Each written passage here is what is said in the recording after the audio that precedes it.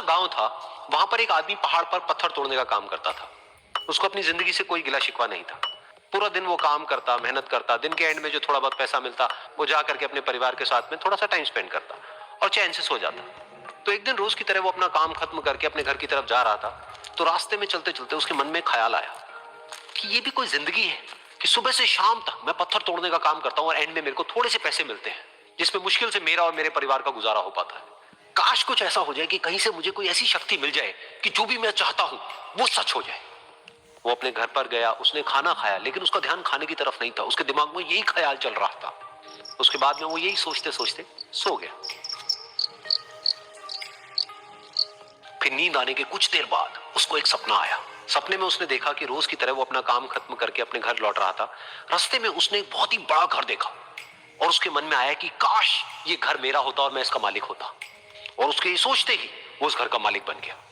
उसको यकीन ही नहीं हो रहा था कि जो उसने सोचा वो बन चुका है। लेकिन उसकी खुशी ज्यादा देर नहीं टिक पाई, क्योंकि उसको एकदम से एक शोर सुनाई दिया। उसने अपने घर के बाहर देखा कि एक बहुत बड़ी रैली निकल रही है, जिसमें बीचों बीच एक पॉलिटिशियन है जो ऐसे ऐसे हाथ हिला रहा है। और वहां पर जितने भी लोग खड़े थे सब उसके नाम के नारे लगा रहे थे, उसके आगे हाथ जोड़ करके खड़े थे, सब उसको देखने के लिए तड़प रहे थे।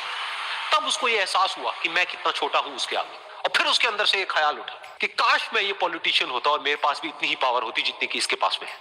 बस उसका इतना सा सोचने की देर थी, वो पॉलिटिशियन बन गया। उसकी खुशी का ठिकाना नहीं था, क्योंकि उसके आसपास में हजारों लोगों की भीड़ थी और सब उसको देखने के लिए तरस रहे थे, तड़प रहे थे। लेकिन उसकी ये खुशी भी ज्यादा देर नहीं टिक पाई। धूप बहुत ही तेज थी और उस पॉलिटिशियन को आदत नहीं थी इतनी गर्मी में रहने की। तो उस धूप की वजह से उसको चक्कर आ गए और वो बेहोश होकर के गिर गया। फिर उसको एहसास हुआ कि ये पॉलिटिशियन सबसे ताकतवर नहीं है, ये जो सूरज है ये सबसे ताकतवर है। और उसके मन में आया कि काश मैं ये सूरज बन जाऊं तो मेरे आगे कोई नहीं टिक पाएगा। और उसका इतना सा सोचने की देर थी और वो सूरज बन गया। और वो खुशी से पागल हो गया, क्योंकि पूरी दुनिया को वो ही रोशन कर रहा था और पूरी दुनिया में ऐसा कोई नहीं था जो कि उसकी रोशनी को रोक सके। लेकिन उसकी ये खुशी भी ज्यादा देर टिक नहीं पाई, क्योंकि कुछ ही देर बाद आसमान में कुछ काले बादल आए जिन्होंने कि उस सूरज की रोशनी को रोक दिया। फिर उसको यह एहसास हुआ कि इस दुनिया में ऐसा भी कोई है जिसमें दम है उसकी रोशनी को रोकने का। और उसके मन में एक ख्याल उठा कि काश मैं वो बादल बन जाऊं। और वो बादल बन गया और आसमान में उड़ने लगा। उसको ऐसा लगा कि मैं आसमान में उड़ रहा हूं और अब मैं जहां चाहे वहां जा सकता हूं। लेकिन कुछ देर बाद वहां पर एक बहुत तेज हवा का झोंका आया जो कि उन बादलों को उड़ा करके ले गया। अब फिर उसे ये समझ आया कि ये जो बादल है वो सूरज की रोशनी को तो रोक सकते हैं, लेकिन हवा को नहीं रोक सकते। ये हवा उनको बहा करके ले जाती है। फिर उसके मन में आया कि काश मैं ये हवा बन जाऊं। और वो हवा बन गया। हवा बनने के बाद में उसको अपने अंदर एक अलग ही ऊर्जा का अनुभव हुआ। वो चाहे तो आराम से बहता और चाहे तो आंधी बन करके, तूफान बन करके, जिसको भी चाहे उड़ा करके ले जाता। उसको ये विश्वास होने ही लगा था कि इस दुनिया में सबसे ज्यादा शक्तिशाली मैं हूं। लेकिन तभी उसके सामने आया एक पहाड़। उसने अपनी पूरी ताकत लगा दी, लेकिन उस पहाड़ को वो इतना सा भी नहीं हिला पाया। तब उसको यह एहसास हुआ कि इस दुनिया में कोई है जो हवा से भी ज्यादा शक्तिशाली है, जिसमें दम है उस हवा को रोकने का।